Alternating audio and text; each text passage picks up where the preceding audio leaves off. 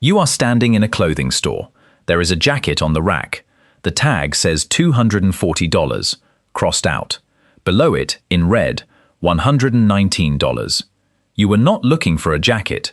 You did not need a jacket, but something just happened inside your head that has nothing to do with jackets. Your brain saw the first number, then it saw the second number, and the distance between them felt like a gift. You are not evaluating a jacket anymore. You are evaluating a gap. The jacket is not worth $119 to you. It is worth $121 less than something that never existed.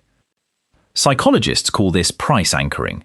It means the first number you see becomes the starting point for every judgment that follows, and your brain adjusts from that number instead of building a fresh estimate from scratch.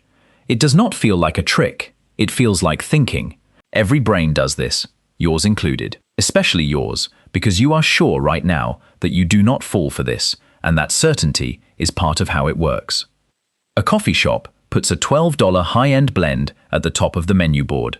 Almost nobody orders it. That is not the point. The point is that the $5 latte sitting 2 lines below it now looks reasonable. It looked expensive yesterday at a different shop. It looks like a sensible middle choice today, right here, under the $12 option that was never meant to be sold.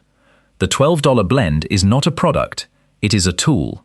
Its job is to make $5 feel like restraint, and it works every single morning on every single customer who glances at that board for 3 seconds before ordering. In 1974, Daniel Kahneman and Amos Tversky ran an experiment that should have changed how people think about every number they ever encounter. They put a wheel in front of people. The wheel was rigged. It only landed on 2 numbers, 10 or 65, completely random. The subjects knew it was random. Then the researchers asked a question that had nothing to do with the wheel. What percentage of African countries are members of the United Nations?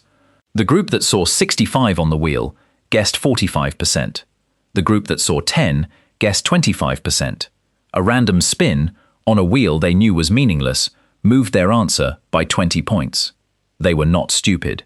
They were not careless. Their brains grabbed the nearest number and used it as a starting line, and then adjusted from there. Not enough. Never enough. The anchor held. 30 years later, Dan Ariely pushed it further.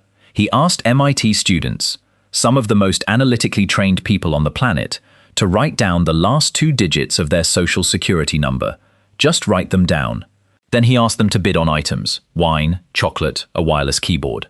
Students whose last 2 digits were in the top 20% bid up to 346% more than students in the bottom 20%. Their social security number changed how much they were willing to pay for chocolate. A number assigned to them at birth by a government office, a number that means nothing, and it rewrote their sense of what things cost. At MIT, this is running in the background of every negotiation that matters. A salary offer comes in, $55,000. It is low. You know it is low. You counter with 65. You feel aggressive, like you pushed hard. But the whole game already happened. 55 was the anchor. Your counter was an adjustment from their number, not a calculation of your worth. The ceiling was set the moment they spoke first. You did not negotiate from your value. You negotiated from their opening move, and the distance you traveled from it felt like winning. It was not winning. It was adjusting.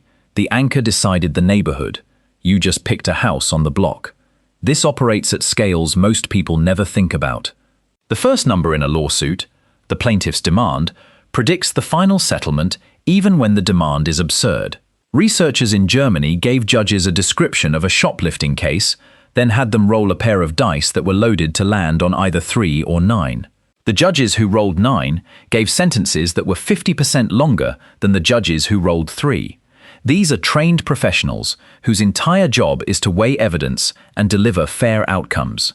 A pair of dice moved their sentences. The anchor does not care about your training. It does not care about your experience. It cares that it was the first number in the room. Real estate agents do this so often, it barely counts as a strategy anymore.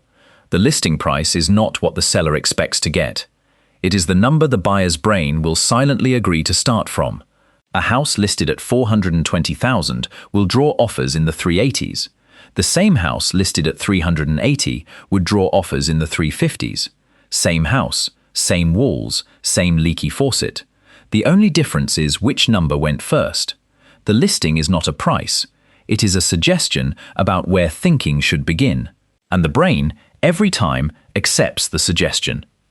This is not always a manipulation. Sometimes the first number is useful. When you walk into a neighborhood you have never visited and see the price of a meal at the first restaurant, that number gives you a real signal about what things cost around here. The anchor is only dangerous when it has no connection to the actual value of the thing, and your brain treats it as though it does. The problem is that your brain cannot tell the difference. A useful anchor and a planted anchor feel identical from the inside. Both feel like information. Both feel like a reasonable place to start. Pair this with another trick your brain runs automatically. After the anchor sets your starting point, confirmation bias steps in and starts looking for reasons the anchor was right. You see the crossed out $240. Your brain anchors.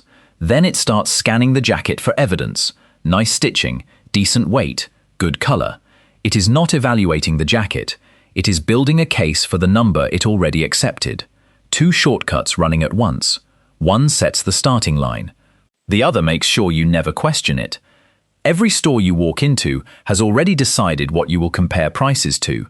Every menu is designed so the thing they want you to buy sits next to something more expensive that exists only to make it look reasonable. Every original price on every sale tag is a number that may never have been charged to a single customer. It was printed for your brain, not for your wallet.